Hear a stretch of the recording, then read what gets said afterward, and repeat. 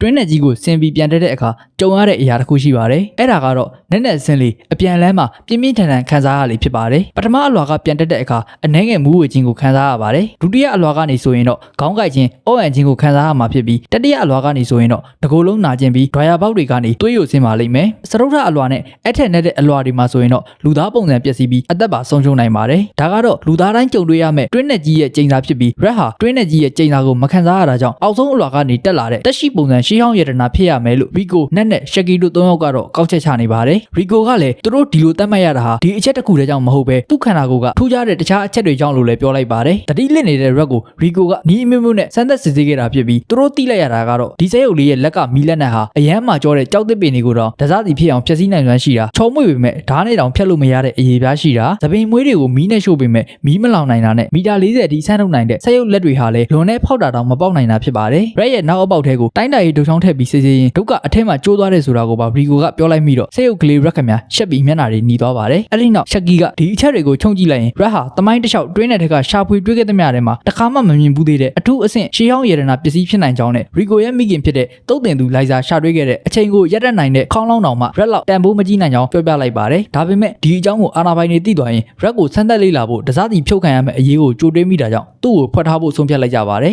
အဲ့ဒါကြောင့်သူတို့ကလည်းအကြံတစ်ခုထုတ်လိုက်ပြီး red ကိုရုပ်ဖြက်ကစင်းရဲတဲ့ရက်ကွက်ကတာမန်မိဘမဲ့ကလေးတယောက်အနေနဲ့ဂေဟာမှာလာလျှောက်ခိုင်းလိုက်ပြီးကလေးလူသားအသက်တယောက်ရမှာဖြစ်တဲ့အတွက်ဂေဟာမှုကလည်းကြည်ကြည်ပြူပြူပဲလက်ခံလိုက်ပါတယ်ဒီလိုနဲ့ red လည်းလူသားကလေးတယောက်လိုဟန်ဆောင်ကမိဘမဲ့ဂေဟာမှာတခြားကလေးတွေနဲ့အတူနေသားကြနေလာခဲ့တာ2လတောင်ရှိခဲ့ပြီဖြစ်ပြီးနောက်3ရက်ဆိုရင်တော့အလုတ်တင်ခရာနီအဆင့်နဲ့တွင်းထဲကိုဆင်းရတော့မယ်အကြောင်းတွေးနေပါတယ်တိတ်မကြခင်မှာတော့တွင်းထဲကနေခရာနဲ့အဆင့်ရှိတဲ့ဟာဘိုနဲ့သူ့ရဲ့အဖွဲကပြန်တက်လာတယ်ဆိုတဲ့သတင်းကြောင့် Rico က red နဲ့အတူတွားကြည့်ကြပါတယ်ဟာဘိုနဲ့သူ့ရဲ့အဖွဲကတော့လိုက်စာရဲ့ခရာဗျူနဲ့အတူမှတ်တမ်းတချို့ကိုတွင်းထဲကနေတွေးခဲ့ရတာကြောင့်ယူဆောင်လာခဲ့ကြပါတယ်ဒါကိုကြည့်နေတဲ့လူအုပ်ကြီးကခရာဗျူကိုမြင်တဲ့အခါဒါဟာလိုက်စာရဲ့ခရာဆိုတာချက်ချင်းသိသွားတာကြောင့်ဘာမှမသိတဲ့ red ဟာလိုက်စာဆိုတာဘာတူလဲလို့မေးလိုက်တော့အဲ့ဒါကသူမရဲ့အမေဖြစ်တယ်လို့ Rico ကပြန်ဖြေလိုက်ပါတယ်အဲ့ဒီနောက်မှာတော့ဟာဘိုကတွင်းထဲကသူတွေ့လာတဲ့လိုက်စာရဲ့ခရာဗျူကိုသမီးဖြစ်သူ Rico ကိုအပ်လိုက်ပြီးမှတ်စုစာရွက်တချို့ကတော့တွင်းနဲ့စွန်စားသူများအဖွဲ့ချုပ်ကခိတ္တသိမ်းထားကြောင်းပြောပြလိုက်ပါတယ်နောက်နေ့မနေ့မှာတော့ပြန်လည်ရှင်သန်ခြင်းပွဲတော်ကိုမြို့ထဲမှာကျင်းပနေကြပြီးအလုတ်တင်အစင်းကခရာနီကျွမ်းကျင်အစင်းကခရာပြလက်ထောက်နီးပြအစင်းကလာချမ်းခရာအထူးကျွမ်းကျင်ကခရာနဲ့ပြီးတော့ဒါတွေအားလုံးရဲ့အထက်မှာတော့လူသားတွေရဲ့လုံနိုင်စွမ်းကိုကြော်လွန်အောင်လှုပ်ဆောင်နိုင်တဲ့သူတွေဖြစ်တဲ့ခရာဗျူတွေရှိပြီးလိုက်စာကတော့ခရာဗျူတွေထဲမှာမှအကြီးကျယ်ဆုံးနဲ့လူတိုင်းရဲ့လေးစားမှုကိုရယူထားတာဖြစ်တာကြောင့်ဒီပွဲဟာလည်းတွင်းနဲ့ထဲမှာပျောက်ဆုံးနေတဲ့လိုက်စာကိုရည်ရွယ်ပြီးလုပ်တဲ့ပွ